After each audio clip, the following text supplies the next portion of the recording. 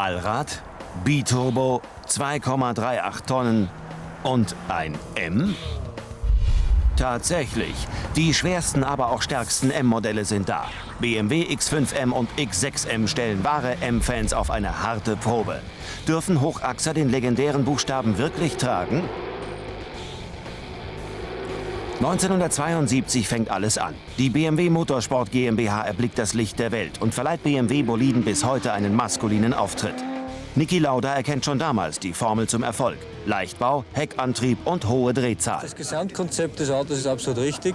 Ich glaube, dass das Auto in der Saison sicher absolute Siegeschancen hat, weil einfach das Potenzial wirklich in dem Auto drinsteckt. M setzt mit dem 3-Liter CSL, M1 und M3 Maßstäbe im Rennsportsegment. 1983 debütiert ein BMW Turbomotor in der Formel 1 in einem Brabham. Resultat: Nelson Piquet gewinnt die Weltmeisterschaft.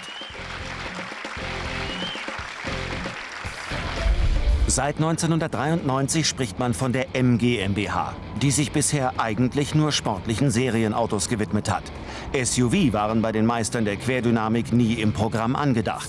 Doch wie heißt es so schön, sag niemals nie.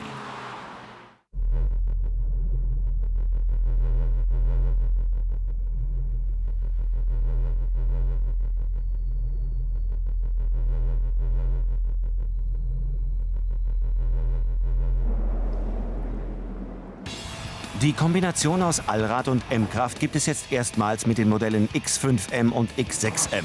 Gleich im Doppelpack kommen aus München die Antworten auf Porsche Turbo S und Mercedes ML63 AMG.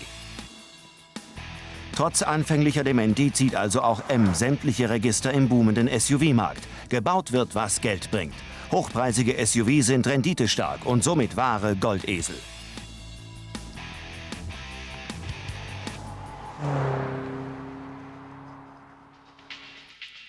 Mit einem 555 PS starken V8-Turbomotor ziehen die beiden Flaggschiffe von 0 auf 100 in 4,7 Sekunden davon und entwickeln ein maximales Drehmoment von 680 Newtonmetern. Bei 250 abgeriegelten km/h ist dann normalerweise Schluss. Doch wem das nicht reicht, der kann das M-Drivers Package für 275 km/h optionieren. Im Durchschnitt verbrauchen die durstigen Straßenrhinozerosse 13,9 Liter auf 100 Kilometer und haben mit 325 Gramm pro Kilometer einen CO2-Emissionswert eines wahren Dickhäuters. Rhinos sind friedliche Tiere, doch wehe, sie fühlen sich in ihrem Revier eingeengt. Der direkte Vergleich zeigt, wer die das Nashorn vorn hat. Mit 555 PS haben die M-Boliden gegenüber dem Porsche um 5 PS die Hoheit im Revier. Der Mercedes mit 510 PS liegt weit abgeschlagen. Den Sprint von 0 auf 100 gewinnt ebenfalls M knapp mit 4,7 Sekunden, nur 0,1 Sekunden schneller als der Porsche, 0,3 schneller als der ML. Trotz Driver M-Package bei der Endgeschwindigkeit ist der Turbo S mit 280 km/h um 5 km/h schneller als die Konkurrenz aus dem Hause BMW. Mercedes riegelt brav bei 250 ab. Der Verbrauch bei BMW liegt bei 13,9, fast ganze 4 Liter unter dem des 63 AMG. Porsche hält in der Mitte die Waage. Insgesamt kann BMW das Revier also klar erobern. Doch es kommt ja bekanntlich auch auf die inneren Werte an. Blau-rote Ziernähte, klare Linien und die gebürstete Aluminium-M-Optik dominieren den Innenraum. Das iDrive ist komfortabel positioniert und bietet BMW-typisch allerhand Komfort, Service und Entertainment-Optionen.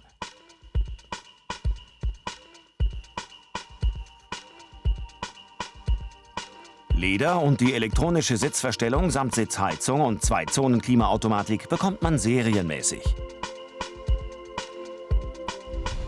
Außen wirken sowohl X6M wie auch X5M dynamisch und kraftvoll. Die gemeinsamen Gene und übereinstimmenden Leistungsmerkmale spiegeln sich in der identischen Formgestaltung wider. Die auffallend großen Lufteinlässe brüllen förmlich die Leistung heraus, die sich dahinter versteckt. Weitere Gemeinsamkeit: die M-spezifischen zweifarbigen Außenspiegel.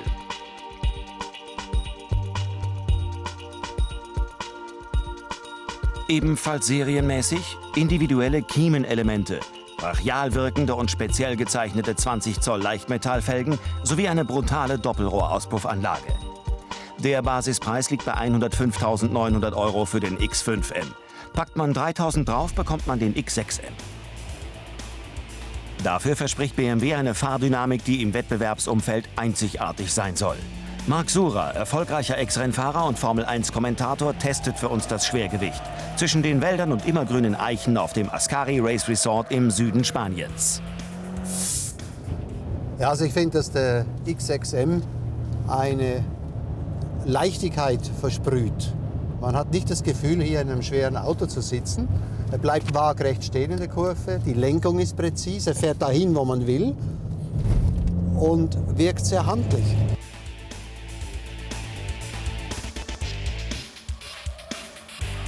Das klingt nach M-Power und sieht auch so aus.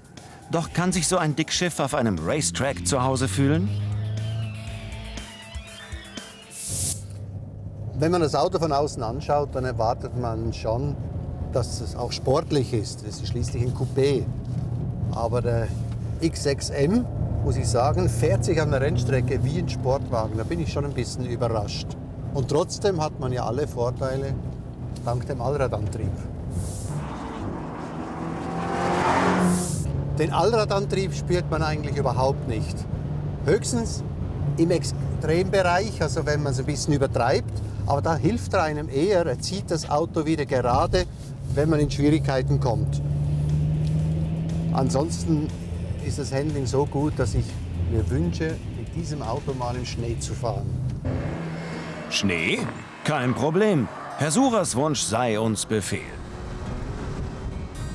Wir machen eine Reise ans Ende der Welt. Eiskalte Winter, konstante 10 Grad minus und nächtliche minus 40 Grad. Wälder und Seen, wohin das Auge reicht. Und mittendrin Hunderte von Autos. Die Rede ist von Arjeplog. Nur 56 Kilometer südlich vom Polarkreis ist es das nördlichste Mekka der Automobilindustrie. Wo normalerweise nur 1800 Menschen mit Rentier und Elch hausen, erwacht diese Stadt jedes Jahr im November zum Leben. Testcrews aus aller Welt führen hier ihre Versuche durch, so auch seit über 30 Jahren BMW. Neuerdings sogar mit eigenem Erprobungsstützpunkt. Hier dürfen natürlich auch X6M und X5M nicht fehlen. Mit Robert Fassel am Steuer dreschen die neuen M-Boliden durch den Schnee. Seit 24 Jahren prüft der Testingenieur BMWs auf Herz und Nieren.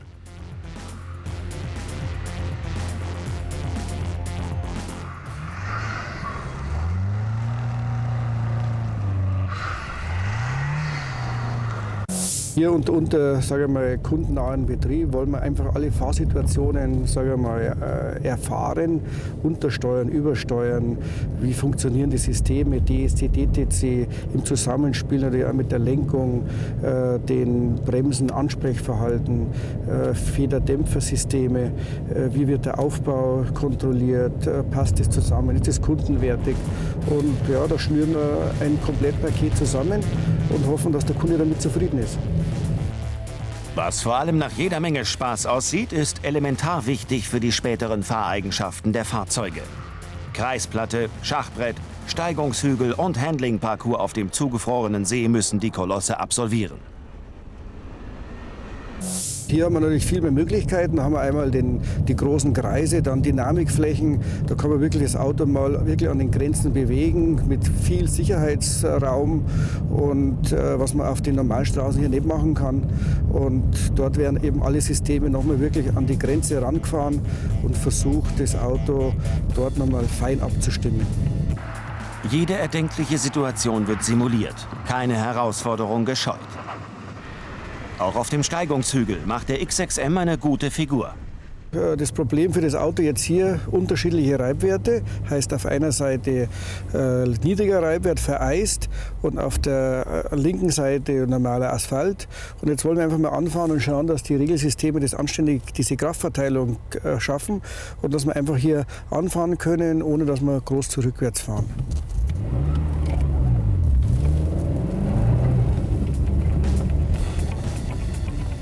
Ja, das Auto hat es einwandfrei gemacht. Der Kunde kann wegfahren, ohne dass er groß nach hinten abrutscht, und damit Übung erfolgreich abgeschlossen.